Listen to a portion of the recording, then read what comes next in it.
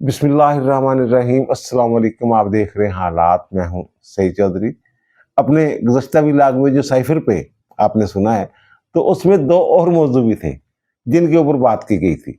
एक तो सुहेल अफरीदी साहब का रवैया, और दूसरा जो डोनाल्ड ट्रंप और पुतिन के दौरे हैं चाइना के, उनके हवाले से बात की गई थी। वो वीडियो इतना लंबा हो गया था, दोस्त एतराज़ करते हैं, बल्कि ये कह लें मशवरा देते हैं कि जनाब अगर वीडियो लंबी हो जाए तो उसको दो हिस्सों में तकसीम कर दिया जाए। तो ये जो दो मौज़ूआत हैं जिन पे कल बात हुई थी, ये अब जनाब हम आपको सुना रहे हैं। और इससे पहले दो मौजू हैं, एक तो डोनाल्ड ट्रंप साहब का चीन का दौरा जो था, और फिर अब पुतिन का दौरा चीन जो है, और फिर जनाब जो सुहेल अफरीदी साहब हैं वज़ीर आला केपी के, उन्होंने तो यार कोई हद ही कर दी है। यानी उन्होंने एक मरतबा फिर पाकिस्तान तोड़ने की बातें, केपी कार्ड, सारी चीजें ये। अच्छा, मतलब डोनाल्ड ट्रंप की तरफ आ जाते ना। डोनाल्ड ट्रंप साहब जनाब गए थे जब दौरे के ऊपर, चीन के दौरे के ऊपर गए थे, तो उनका इस्तकबाल हुआ था। इस्तकबाल कैसे हुआ था ये जरा देखिए वीडियो। आप देख रहे होंगे इस वक्त वीडियो जो है। वो उनको एक सुपर पावर वाला प्रोटोकॉल नहीं दिया गया था डोनाल्ड ट्रंप को।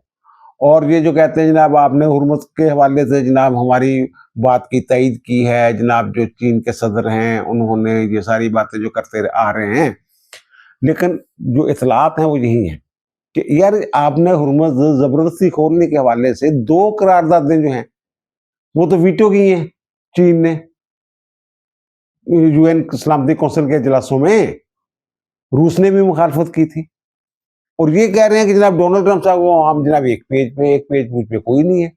डोनाल्ड ट्रंप साहब को परेशानी ये लगी हुई है, इजलास भी वायरल व्हाइट हाउस में हुआ है जो आला अस्करी काम के साथ उनका, और वो ये बातें भी कर रहे हैं कि जनाब ये 2 दिन 3 दिन एक मरतबा फिर जनाब झटका देना पड़ेगा ईरान को।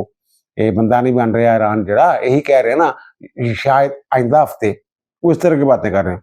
पहले वो पाकिस्तान का कहते हैं, पाकिस्तानी जंग बंदी करवाई, बाद में उन्होंने कहा जनाब ये जो मुझे एक दिन पहले उन्होंने कहा जनाब जो कतर के अमीर हैं उन्होंने कहा, सऊदी अरब के वली अहद जो हैं शहजादा मोहम्मद सलमान, उन्होंने कहा, मुतहद्दर अमारात के जो सदर हैं मोहम्मद बिन ज़ायद अल नहयान, उन्होंने मुझे कहा कि ना ना यार जंग ना करो, थोड़ी देर रुको, 1 घंटा पहले जनाब, वरना 1 घंटे बाद असं हमला कर देना सी ईरान के ऊपर। ये डोनाल्ड ट्रंप साहब ने कहा हुआ है। तो लेकिन जो वहां बातें हो रही हैं, जो मेरी अमेरिका में हमारे साफी दोस्त बैठे हुए हैं वो अंदर की खबरें भी रखते हैं, वो ये कह रहे हैं वहां एक वक्ता पड़ा हुआ है, परेशानी है वहां पे कि जनाब ईरान वाले जो हथियार फेंकने के लिए तो वो कहते हैं वो बने नहीं हुए, वो ये वहां कह रहे हैं। और दूसरी बात यह है कि जनाब चीन और रूस जो है वो ज़ाहिर अपनी फौजें तो उसने नहीं भेजनी, लेकिन जो जदीद टेक्नोलॉजी और जदीद असलाह और कुछ ऐसी, वो कहते हैं ना वो जो खला से ऑपरेट किया जाता है मामलात को, उस तरह की टेक्नोलॉजी वो कहते हैं जनाब वो दे सकते हैं उनको, और वो ईरान जो है वो इस्तेमाल कर सकता है। और ये भी एक इम्कान मौजूद है कि ईरानी जो है उस हवाले से ट्रेंड भी हो चुके, तरबियत भी हो चुकी है उनकी। और फिर जो मिसाइल वगैरह थे वो जो इन्होंने बमबारी करके जनाब उनके वो जहाँ वो रखे हुए थे वो ऊपर से मुनहबंद हो गए थे, तो वो नीचे से जनाब उन्होंने दोबारा खोल खोल लिए हुए हैं और पैदावार दोबारा शुरू है। और एक दिन में सैकड़ों की तादाद में वो कहते हैं मिसाइल और ड्रोन जो है वो अटैक कर सकते हैं। तो ये, और दूसरी ये इनका तो मैंने दिखाया ना कि कैसा इस्तकबाल हुआ, और फिर जाते हुए फिर इन्होंने जो उनको इनको तोहफ़ दिए गए थे वहां वो कचरे में फेंक गए। और जनाब ये मतलब ये था कि जनाब हमें खतरा है कि शायद इसमें कोई डिवाइसेस ना हो जासूसी वाली, वरना उसका और भी तरीका, बाइज्जत तरीका भी हो सकता था। लेकिन उन्होंने जिस तरीके से इनके साथ, इससे भी इस बात का पता चलता है कि डोनाल्ड ट्रंप साहब जिस उम्मीद के साथ गए थे ना चीन, वो उनकी उम्मीद पूरी नहीं हुई। और दूसरी तरफ जो पुतिन है वो आए हैं, उनका आप इस्तकबाल देख लें, उनका इस्तकबाल कैसे हुआ। रेड कारपेट तो दोनों की दफा बिछा हुआ था, लेकिन जो पुतिन का है वो तो एक ऐसा है जैसे एक ग्रेट कंट्री का कोई हेड आया है और एक दोस्त आया है। और फिर इनकी जो मुलाकात है पुतिन की और जो चीन के सदर की है, वो ज़ाहिर है उसमें ईरान के हवाले से भी गुफ्तगू हुई है। और अमेरिका अब इन चक्रों में है कि किस तरीके से पता चलेगा ईरान के हवाले से उन्होंने क्या फैसला किया। तो ये जंग अगर डिले हो रही है ना, ये दो मुल्क जो हैं, एक इस्लामी मुल्क, हमारा बरादर इस्लामी मुल्क, और इसराइल, दोनों तो ये इस बात पे तुले हुए हैं कि ईरान को जनाब तबाह करना है। 20 साल क्या 30-35 साल के लिए जनाब वो दोबारा न उठ सके, ऐसी तबाही करनी है, इंफ्रास्ट्रक्चर तबाह कर देना है। वो तो ये इस तरह की कुव्वतें हैं जिससे अमेरिका खौफजदा है। और ये भी बातें सुनने में आ रही है कि हो सकता है एक दफा जनाब जो डोनाल्ड ट्रंप है वो मुज़ाकरात अगर नहीं होते, वैसे 5 दिन हो गए हमारे वज़ीर दाखिला वहाँ जनाब लगे हुए हैं इस काम में, जनाब किसी न किसी तरीके से दोबारा इनको टेबल पे ले आए, वो मुज़ाकरात की टेबल पे। लेकिन डोनाल्ड ट्रंप साहब जो है वो ये भी हो सकता है, ये पहले भी मैंने एक दफा अर्ज किया था कि जनाब ईरान के ऊपर एक शदीद किस्म की बमबारी करे 1-2 दिन और उसके बाद निकल जाए कि जनाब हमने अपने मकासद हासिल कर लिए, तबाह कर दिया है, ये कर दिया, वो कर दिया। अमेरिका की ईरान के हवाले से जो प्लानिंग है ना, वो कच्ची पक्की सी थी, हाफ कुक्ड आप उसको कह सकते हैं। अब ये खबर भी आई है, न्यूयॉर्क टाइम्स ने खबर दी है कि जो अहमदीनेजाद हैं, साबिक सदर जो है ईरान के, उनको मुतबादल क़यादत के तौर पे जनाब ये समझ रहे थे जनाब उनको हम आगे लाएंगे, और उनके घर के ऊपर बमबारी भी इसलिए की थी जनाब कि वो जो नजरबंदी है उनकी वो खत्म हो जाए। लेकिन वो जख्मी हो गए और कहते हैं कि अहमदीनेजाद जो है वो उन्होंने अपने आप को अलग कर लिया। ये न्यूयॉर्क टाइम्स कह रहे हैं, रिजीम चेंज वाली जो प्लानिंग अमेरिका वाली प्लानिंग थी, तो वो तो अमेरिका के खिलाफ बयान दे रहे हैं। यानी इनकी जो प्लानिंग है वो ये अधूरी थी, कच्ची पक्की प्लानिंग थी।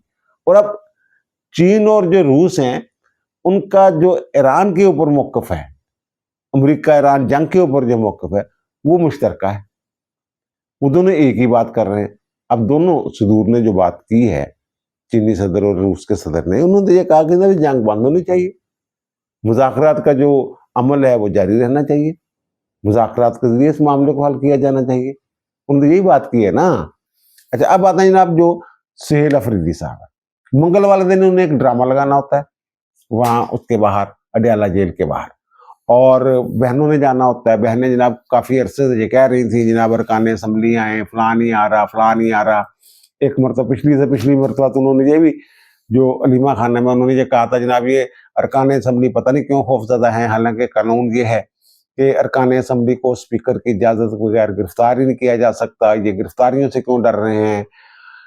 ये जो कानून है ना गिरफ्तारी का, ये जब असम्बली का अजलास हो रहा हो, वो एक वैसे एक किसी अदालत ने एक जजमेंट दी हुई है कि जब स्पीकर की इजाज़त नहीं, स्पीकर की इजाज़त उस वक्त चाहिए होती है जब असम्बली का अजलास हो रहा, तब गिरफ्तार नहीं किया जा सकता स्पीकर की इजाज़त के बगैर। वैसे वो जो एमपी या एमएनए है, अगर कानून की वायलेशन करता है और अजलास में वो शरीक नहीं है या अजलास नहीं हो रहा असम्बली का, तो उसको गिरफ्तार किया जा सकता है। बहरहाल वहाँ जनाब सुहेल अफरीदी साहब पहुंचे हुए थे, वो कहते हैं मैं अपने अरकान असम्बली को लेके वहाँ पहुंचा हूँ, लेकिन वो 26 नंबर चुंगी जो है वहाँ जनाब उनको रोक लिया गया। पहली बात तो ये कि इन्होंने जो रूट था वो कोई और रूट था, लेकिन ये इन्होंने जनाब ये 26 नंबर रूट जो है ये इख्तियार कर लिया, तो वहाँ ये 26 नंबर रूट पे इनको रोक लिया गया। उनकी बहनें भी साथ थी, तो वहाँ जनाब इनकी तू मैं भी हुई है।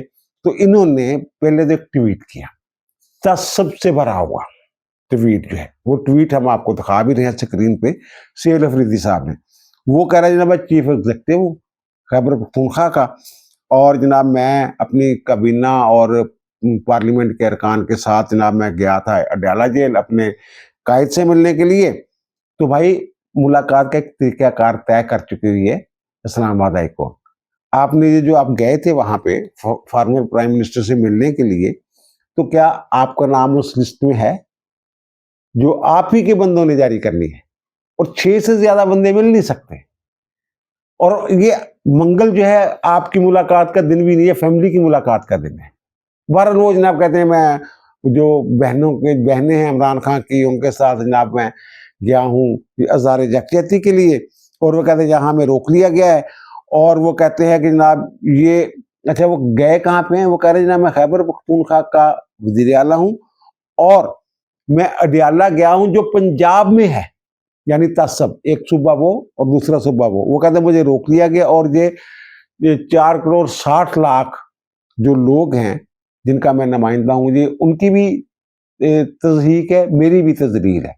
ये वो फरमा रहे हैं, यानी जहां से ही तत्सब उन्होंने शुरू कर दिया। आगे जाके वो कह रहे हैं जनाब खैबर पख्तूनख्वा की गैस रोकी हुई है फेडरल गवर्नमेंट ने, और पंजाब ने जनाब हमारा आटा रोका हुआ है, आटा नहीं आने दे रहे। वो तो भाई ये एक पॉलिसी है सूबे की, आप भी अपने सूबे की पॉलिसी बना लें, इनकी भी एक पॉलिसी है। आप भी कुछ चीजें जो हैं अगर आपके अपने सूबे में किल्लत है तो आप दूसरे सूबे में जाने से उसकी नकल और बंदी लगा सकते हैं। यहाँ तो अजला में एक जिले से दूसरे जिले में जाने पर बंदी लग जाती है पंजाब में। आप वहां खैबर पख्तूनख्वा की बात कर रहे हैं, पर इन्होंने पूरे तस्सब का मुजाहरा किया वहां पे, और ये इन्होंने 6-7 घंटे रात 12:30-1 बजे तक तमाशा लगाया। उसके बाद जनाब ये निकल गए। अच्छा, पीटीआई के सोशल मीडिया ने इस हवाले से बड़ी हाइप क्रिएट करने की कोशिश की, और जनाब तस्वीरें लगा के ये कह रहे हैं देखें जनाब 2 टके के अहलकार ने जनाब 4.5 करोड़ अवाम के नुमाइंदे को रोक दिया। ये सारा जो भी उनका तरीकाकार होता है। हमारे एक दोस्त हैं शकील मलिक साहब, वो ये कह रहे थे, उन्होंने कहा सब देखें इनकी जहनीत या जहनी हालत का अंदाजा लगाएं। ये कह रहे हैं जब 2 टके का अहलकार, उसने जो नाका लगाया हुआ था, जो कंटेनर लगाए हुए थे, वो वज़ीर आला क्रॉस नहीं कर सका। इसका मतलब ये है कि जो अगर वो 2 टके का है, ये तो जनाब 2 कोड़ी का भी नहीं है जो वज़ीर आला है। वैसे ये पछता रहे होंगे, वो अलीमीन गंडापुर चलो मुलाकात तो कर लेता था ना कभी कभी आके, इनकी मुलाकातें भी करवा देता था, राब्ते भी करवा देता था। ये साहब तो जब से वज़ीर आला आए हैं अलीमीन गंडापुर के जाने के बाद, ये एक दफा भी मुलाकात नहीं कर सके इमरान खान के साथ। बहरहाल 7 घंटे लोगों को इन्होंने जो इर्द गिर्द की सड़कें थी, शाहराएं थी, वो सारी बंद थी, लोग परेशान रहे, रुल गए लोग यार। कोई बेचारे उस गली से निकलने की कोशिश कर रहे हैं, कुछ गली से निकलने की कोशिश कर रहे हैं। हमारे दोस्त इमदाद सुमरो साहब हैं, उनके बेटे वहां पढ़ते हैं NCA में, तो वो भी बेचारे फंस रहे वहां पे। तो बहरहाल ये अब जो गुफ्तगू का फरमा रहे हैं, फिर एक मरतबा मैंने कहा ना कि जनाब ये कार्ड कोई अजीबोगरीब, जैसे इमरान खान 3 टुकड़े हो जाएगा पाकिस्तान, ये वही बात जो है एक पुलिस एहलकार के साथ, ये वज़ीर आला बात कर रहे थे, सुनिए। पाकिस्तान को तोड़ना चाह रहे हो, पाकिस्तान को तोड़ना चाह रहे हो। अब इस पे मजीद क्या तबसरा किया जाए। अच्छा, अब ये कह रहे हैं कि जनाब जो इमरान खान को अस्पताल दाखिल कराया जाए, अल शिफा इंटरनेशनल। अच्छा, ये अल शिफा इंटरनेशनल में दाखिल करवाने के लिए तैयार थे। आपको याद, जिस दिन पहले दिन ये इनको लेके गए अस्पताल, इमरान खान को आंख के इलाज के लिए, जब आंख खराब का पता चला तो उसके बाद इनको ही पता चल गया था। इन्होंने जनाब फिर जो उनके वरिष्ठ गौहर हैं उनके साथ, सलमान अकरम राजा के साथ राब्ते शाब्ते किए थे, तो ये तय हो गया था कि जनाब ये इनको अस्पताल एडमिट करवाते हैं 1 हफ्ते के लिए, ये तय हो गया था। लेकिन अलीमा खानम ने जब, जैसे इमरान खान ने किया था ना, कि जब ये PDM की हुकूमत आई है तो उन्होंने कहा था, फैसला हो गया कि जनाब हम जो है ये बजट के बाद जो है ये हुकूमत जो है ये तहलील कर दें। तो खान साहब को पता चला, खान साहब अब ये तासर देने के लिए कि जनाब ये मेरे प्रेशर के तहत हुकूमत जो है जो असम्बलियां तहलील करने जा रही है, तो वो आपको याद हो खैबर पख्तूनख्वा से लेके आ गए थे जनाब रैली एक बहुत बड़ी, और फिर जनाब वहां रोक लिया गया, उनको नहीं आने दिया उन्होंने। आगे से हुकूमत ने भी अपनी पूरी जो है ताकत दिखाई थी, आपको याद ही है, सुप्रीम कोर्ट बीच में आ गई, वो सारा एक अलग किस्सा है। तो उस वक्त तो जनाब ये समझ रहे थे ना कि जनाब अदलिया और मैं PTI ये सारे एक पेज पे हैं, और यही काम अलीमा खानम ने किया, जनाब अस्पताल दाखिल करवाएं, ये कर देंगे, वो कर देंगे। तो हुकूमत ने कहा लो जनाब फिर CNG इलाज करवाना जेल मैनुअल के मुताबिक, तो फिर वो नहीं अस्पताल दाखिल हो सकते। बल्कि उस वक्त तो ये भी खबरें थी कि हो सकता है अस्पताल के बाद उन्हें बंदीगाला शिफ्ट कर दिया जाए। लेकिन जैसे पहले इन्होंने ये शो करने की कोशिश की, ये अंडर प्रेशर है हुकूमत जो है, एक मरतबा फिर इन्होंने दबाव में लाने की कोशिश की, ये जाहिर करने के लिए लोगों को, उन्होंने पसंद नहीं ये चीज, इन्होंने समझ नहीं किया इस गल में। बहरहाल अपने पिछले भी लाख में मैंने जो साइफर में बात की है, तो मैं देख रहा था आरिफ अलवी साहब जो है साबिक सदर पाकिस्तान, उन्होंने भी एक ट्वीट किया हुआ है, और जनाब उसमें ये कहते हैं कि जनाब ये 4 साल तक एस्टेब्लिशमेंट ने दबा कर रखा इसको, ये साइफर को। अपने पिछली भी लाख में मैंने अर्ज किया था कि इमरान खान की काबीना ने अप्रैल 2022 पे साइफर की क्लासिफाइड जो हैसियत है वो खत्म कर दी थी, वो खुफिया डॉक्यूमेंट नहीं रहा था, तो उसको ओपन किया जा सकता था। तो इन्होंने, आरिफ अलवी साहब ने खुद लिखा है कि मैंने जनाब खत लिखा था उमर अता बंदयाल को कि जनाब इसके ऊपर कोई जुडिशल कमीशन बनाया जाए, मई 2022 में वो कह रहे हैं, तो उन्होंने कोई इसके ऊपर कार्रवाई नहीं की। तो आरिफ अलवी साहब जो है ये कह रहे हैं ना कि जब इन्होंने 4 साल तक छुपा के रखा, तो छुपाया तो इमरान खान ने था। जो पिछले व्लॉग में मैंने डांट मिला के बताया था, वो तो ये मुझे लग रहा है कि वही उसी की कॉपी है जो इमरान खान के पास था। अच्छा बहरहाल ये कह रहे हैं जनाब अस्करी जराए से उनको मिला है, ये आरिफ अलवी साहब कह रहे हैं। यानी एक तरफ कह रहे हैं कि 4 साल तक छुपा के रखा, अब खुद ही जनाब वो उसको ओपन कर रहे हैं। ये आरिफ अलवी साहब भी ना मुर्दा घोड़े में जान डालने की कोशिश कर रहे हैं। साइफर का इशू खत्म हो गया हुआ है, इससे अगली खबर भी आ जाए तो साइफर के ऊपर लोगों ने कोई ध्यान श्यान कोई नहीं देना। मैं तो इसलिए बात कर रहा हूं कि हकायक आपके सामने रख सकूं कि जनाब जो साइफर है, इससे पहले ही इमरान खान की हुकूमत के खात्मे का फैसला हो चुका होता है। इमरान खान तो जाता है, जो साइफर है वो तो यूक्रेन के दौरे के मुताल्लिक है ना। इमरान खान तो 23-24 फरवरी 2022 को जाता है ना रूस के दौरे पे, जिसमें अमेरिका नाराज हुआ और कह रहा है जनाब पाकिस्तान हमायत नहीं कर रहा, और इसका जिम्मेदार इमरान खान है। वही कह रहे हैं ना दोनों लू जो है हमारे सफीर के साथ जो बात कर रहे हैं। तो ये तो मैंने अर्ज किया था कल कि जनाब ये तो फरवरी में ऐलान हो गया था, 5 फरवरी को जब मुलाकात होती है, शहबाज शरीफ जब इनको दावत देते हैं अपने घर दोहराने पे बुलाते हैं आसफ अली जरदारी और बिलावल भुट्टो जरदारी को, उसी वक्त ये फैसला हो गया था कि जनाब अब इसको जो है हमने हटा देना है तरीके अदम एतमाद के जरिए। और वो पीडीएम की तहरीक शुरू हो गई हुई थी, और फिर 2021 में भी नवंबर दिसंबर के आखिरी जो महीने थे 2021 के, तो उसमें ये सारी चीजें चल रही थी, साथ साथ चल रही थी। तो अब आरिफ अलवी साहब भाई बादशाह आदमी है, आरिफ अलवी साहब को कोई कुछ कह नहीं सकता। ये जो 27वीं आईनी तरमीम आई है ना, इनको मुकम्मल इस्तिस्ना हासिल है आरिफ अलवी साहब को। ये कोई जुर्म भी कर ले ना, इनको कोई पकड़ नहीं सकता। करें जनाब जो कहना चाहते हैं कहते रहे, लेकिन ये मैं एक मुर्दा फिर कहता हूँ, ये है मुर्दा घोड़ा, ये जो साइफर वाला इशू है। अब दीजिए मुझे इजाजत, इनसे दोबारा मुलाकात होगी नए व्लॉग के साथ। अल्लाह ताला आप पर, मुझ पर, हम सब पर मेहरबान रहे। अल्लाह हाफिज।